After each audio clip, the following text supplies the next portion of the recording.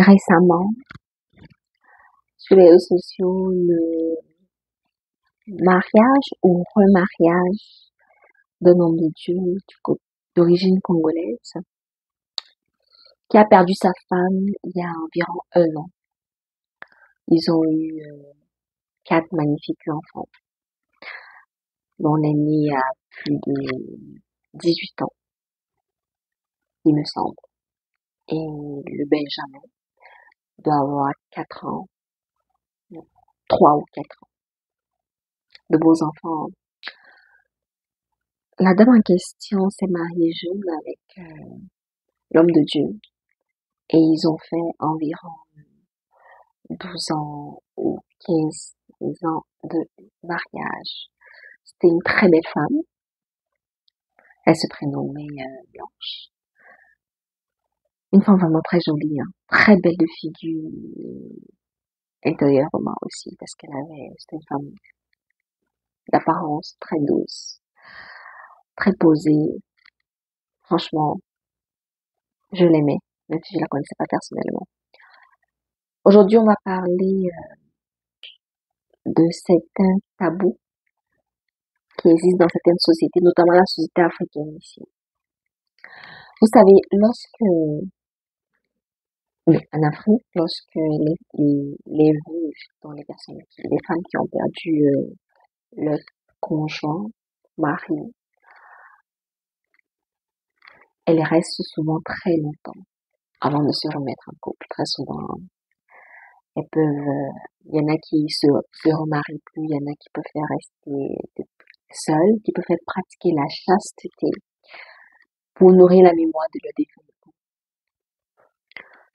parce qu'elles ont beaucoup aimé ces derniers, puis elles préfèrent prendre soin de leurs enfants pour s'occuper des enfants, ou se consacrer à autre chose.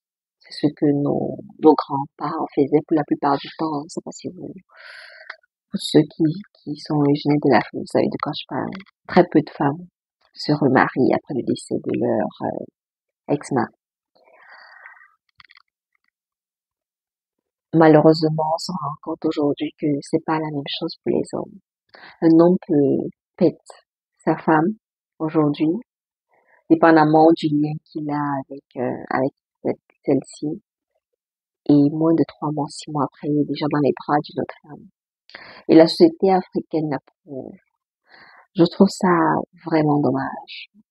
Certains vont dire, c'est des hommes, il y a la testostérone qui doit jouer, ils vont trouver tellement d'excuses et d'alibis.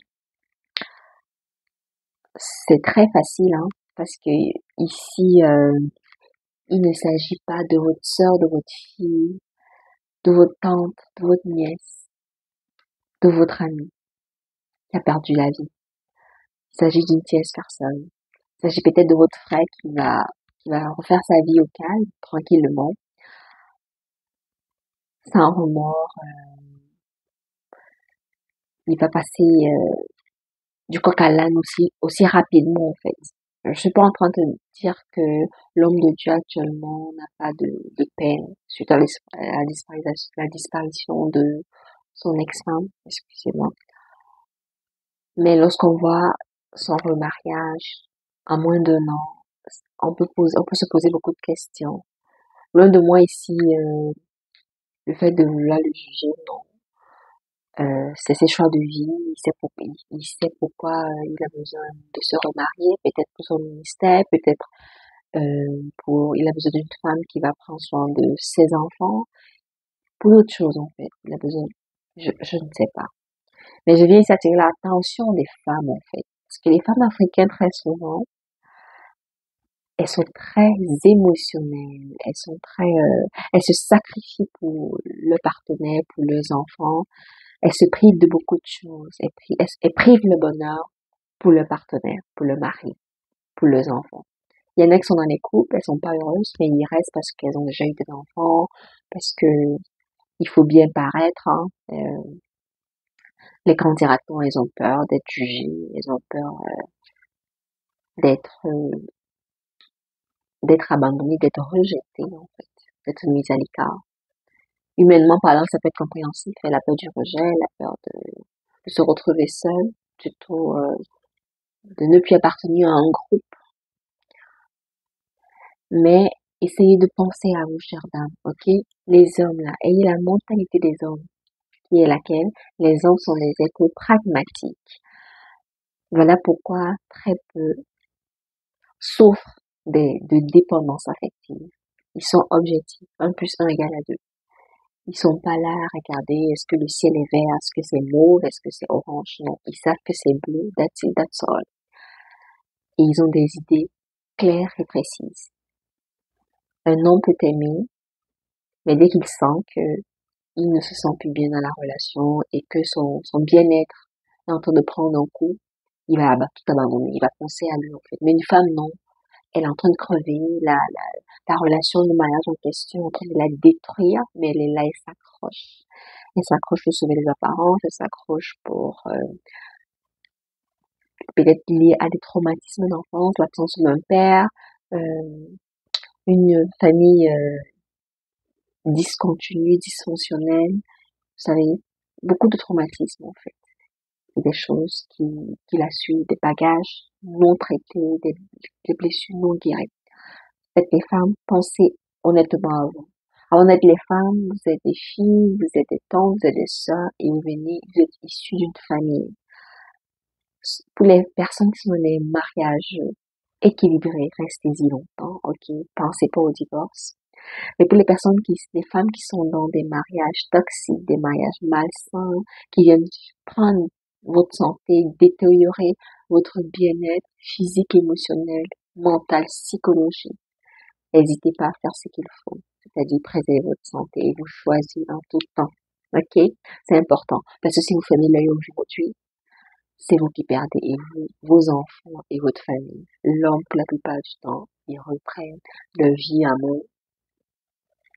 Même si vous n'oubliez pas à 100%, ils vont continuer avec quelqu'un d'autre. Ok? Et c'est vous la perdante, votre famille aussi. J'imagine un peu la maman de cette dame-là qui est décédée. Elle doit encore avoir mal, hein. Elle a porté sa fille pendant 9 mois et elle a quitté ce monde. Il y a des personnes pour qui vous êtes très cher et que si vous n'êtes plus là, ça va être difficile en fait. Notamment vos enfants, vos parents, pour ceux qui ont des frères et sœurs et certains amis très proches et fidèles. Donc faites des choix et pensez aux personnes qui tiennent à vous, pensez à vous aussi. Dites-vous si vous n'êtes plus là demain, qui pèdera en fait. Quelles sont les personnes qui vont rester et qui seront brisées par mon absence. Pensez à vous, soyez pragmatiques comme les hommes. Et chers hommes, bravo pour votre mindset. Hein. C'est pour ça que très peu d'entre vous ont des AVC suite à des relations toxiques parce que vous ne dormez pas dans les mauvais rêves, comme on dit. C'est du tic au tac en fait. Il faudrait que les femmes puissent apprendre de vous. Ok? Pensez toujours à votre équilibre avant tout. C'est rare que les hommes sacrifient leur santé mentale pour des relations, contrairement à une femme. C'est aussi rare que certains hommes restent dans des foyers, dans des relations par convenance. C'est assez rare en fait. Ça dure pas souvent longtemps, mais les femmes, elles peuvent se sacrifier pendant 15 ans, 20 ans, 50 ans de leur vie, parce qu'elles ont déjà des enfants, elles ont peur de recommencer, elles ont peur d'être jugées, surtout si elles sont dans des relations, elles se sentent pas bien, elles les détruisent ou elles sont dévalorisées. Même son corps, sa santé lui dit de quitter de là, mais reste là, forcé. C'est votre choix, on ne vous juge pas. Si vous avez aimé cette vidéo, mais si vous l'avez écoutée, désolée si elle a été longue, c'est parce que j'avais beaucoup à dire à ce sujet-là. Abonnez-vous à la chaîne si ce n'est pas encore fait, ça permet d'agrandir notre belle communauté. Portez-vous bien d'ici là. À bientôt.